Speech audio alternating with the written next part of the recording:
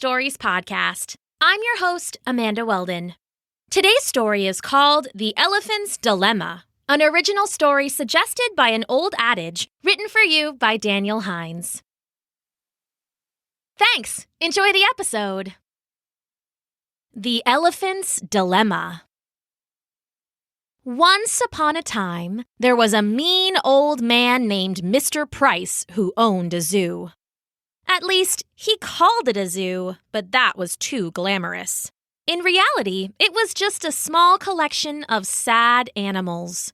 Once, he'd had big crowds watching his tigers and lions and colorful exotic birds, but those animals were gone, and the crowds went with them. Now, it was just Mr. Price, a handful of abandoned huts, and Little Millie! The old man yelled every morning, throwing out a bucket of half-rotten vegetables. Time for breakfast! Little Millie was an elephant, and despite what he called her, she was anything but little. Oh boy, she'd say, gobbling every last wilted bite. Breakfast! And then she'd dig in, her long trunk wagging happily.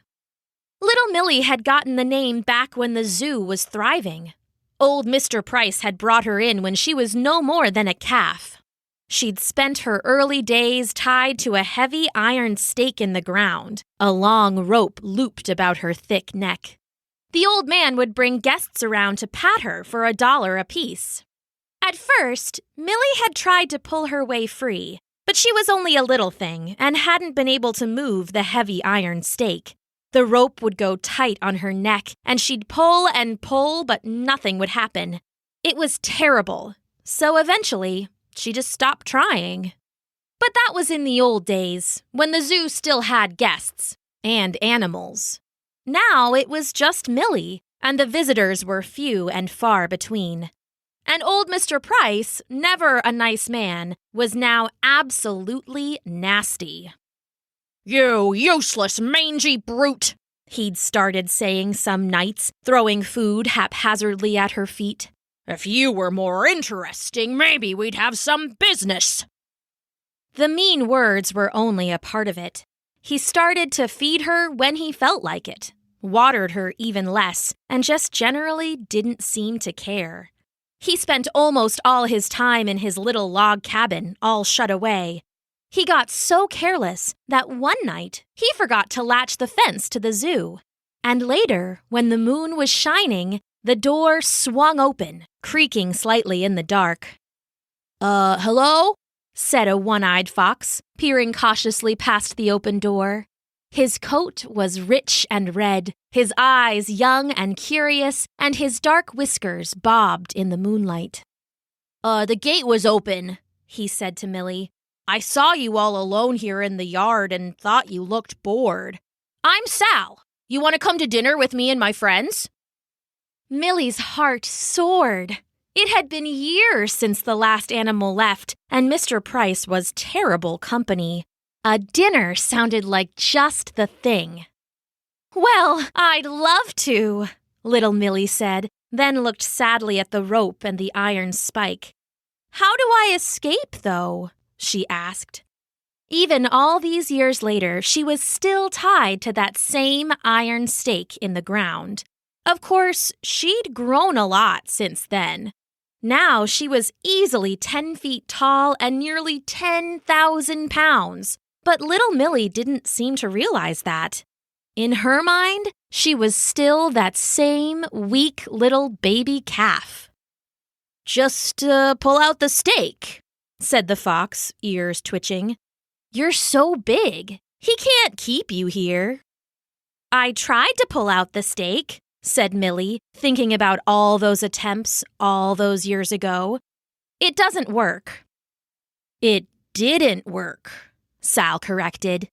You're different now. If all that's holding you is that rope, you could escape any time you wanted. Little Millie thought about trying to escape into the forest, and then she remembered being young, how the rope would go tighter and tighter on her neck, how she'd pull and nothing would happen. She couldn't bear to live through that again. I can't do it, she said. I just can't. Are you sure? Asked Sal. We're gonna play freeze tag in the trees. I bet your trunk would be good for tagging. Little Millie sighed, a big breeze from her leathery lips. She knew her trunk would be great for tagging, but... I can't break free, she said. I'm sorry. It really looks like you could, Sal said. Well, I can't, Millie said, stamping her giant foot.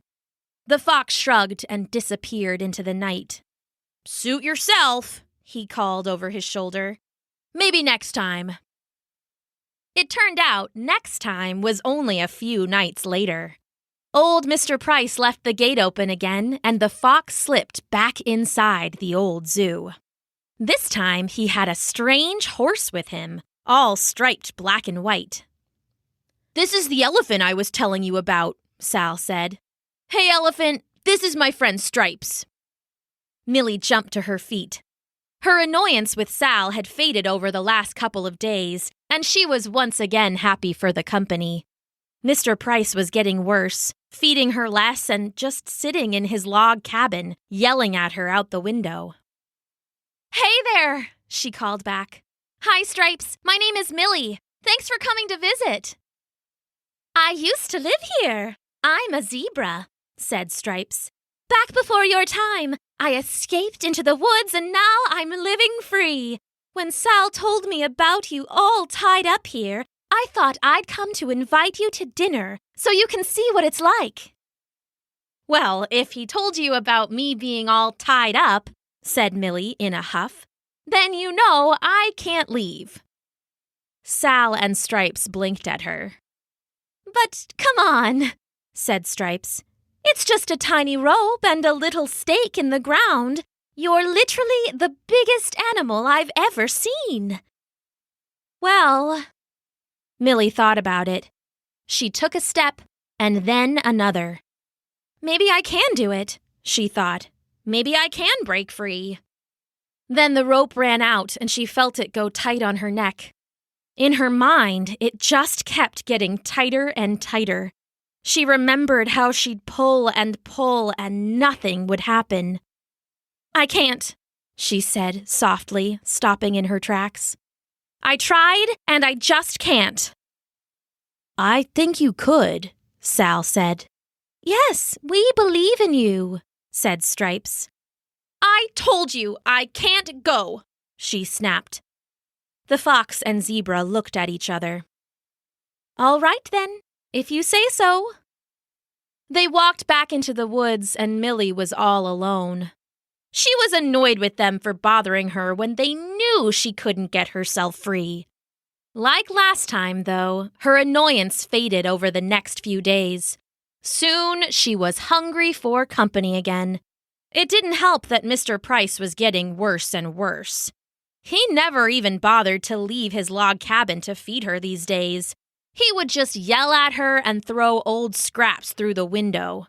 Millie was starting to think it was time to leave. She got her chance a few nights later when Mr. Price left the zoo gate open again. This time, Millie was thrilled to see Sal and Stripes again, and a sleek brown fisher cat slunk along beside them. Hi, Millie, Sal called. This is our friend Elle, the fisher cat. Hello, Millie, said Elle. I've never met an elephant before. I've never met a fisher cat before. Do you want to be friends? Yes, said Millie, laughing. We're all friends, said Sal, smiling. Yes, said Stripes. That's why it's time you get out of this awful zoo. Come on, we're here to invite you to dinner. Millie groaned to herself.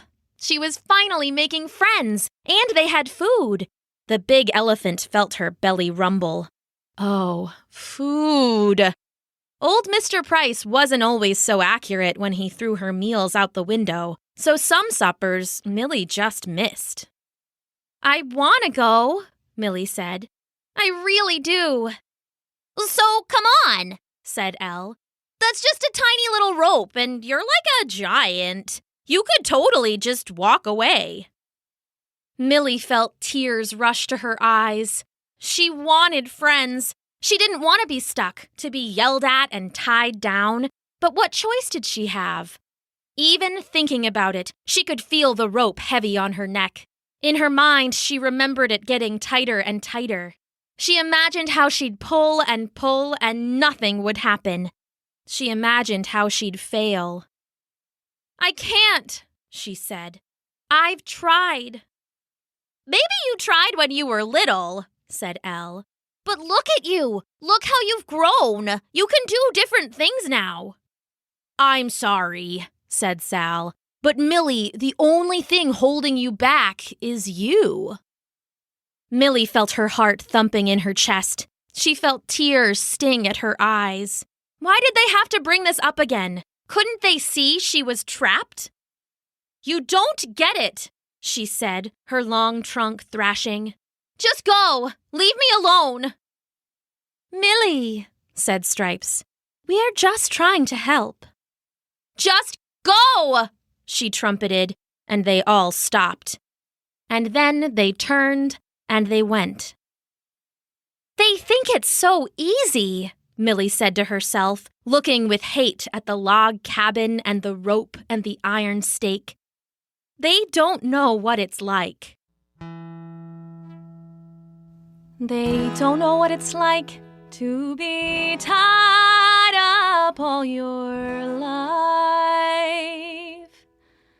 They don't know what it's like to feel a dirty, frayed rope knotted tight. The man has held me down for so many years. I can't just walk away, can't just get away from here. They don't know what it's like. I've been trapped here all my life. They just don't understand what I'm going through. They just don't understand, but how could they unless they'd been there too? I've been held against my will, captive for so long. I can't just disappear, can't just get a move on. They just don't understand. I want to leave, but I don't think I can. I know that I have grown. Little Millie's not so little anymore. Even so, am I strong enough to free myself and go? I don't know.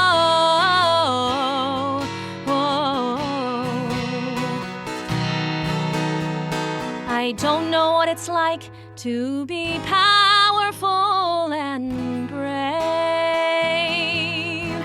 I only know what it's like to listen, obey, and behave.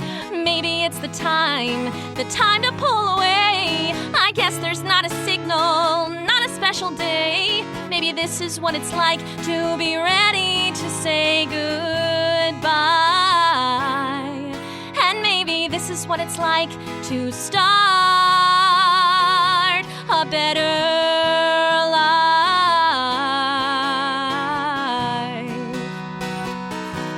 A better life. "I want to go." "Wait," she called, walking after them. "I changed my mind," she bellowed. "Please wait. I don't want to be tied down anymore. I want to be free." She saw them, saw her new friends, Sal and Stripes and Elle, waiting just beyond the gate of the zoo. "Come on, Millie." "Yes, Millie, you can do it." "Oh, come on, Millie. You're so close." "I can do it. I can do it," Millie chanted to herself, her big legs getting up to speed, thundering across the packed dirt. "No rope can stop me." In front of her, her friends were laughing. They were laughing and cheering and shaking their heads.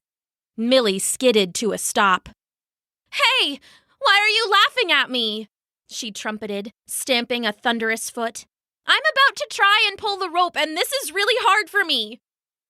Her friends started talking all at once and then laughed again. "Hey!" Millie shouted. "Sorry, Millie," Sal said finally, "but just look behind you." He pointed with one fuzzy paw. Millie turned, and her big saucer eyes went wide. Behind her, half the rope trailed on the ground. The other half was still tied to the iron stake. It had broken neatly in the middle, about 20 steps back. "Oh, I did it," Millie said.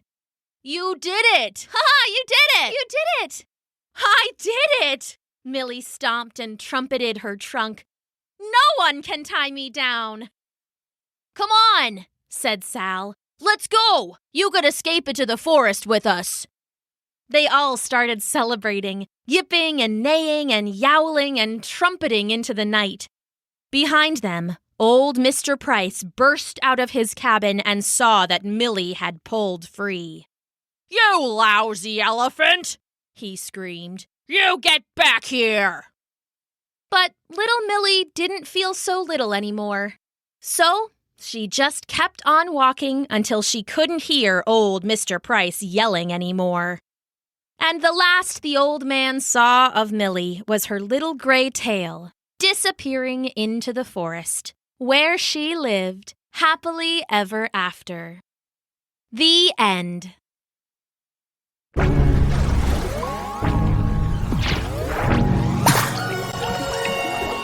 Thanks for listening.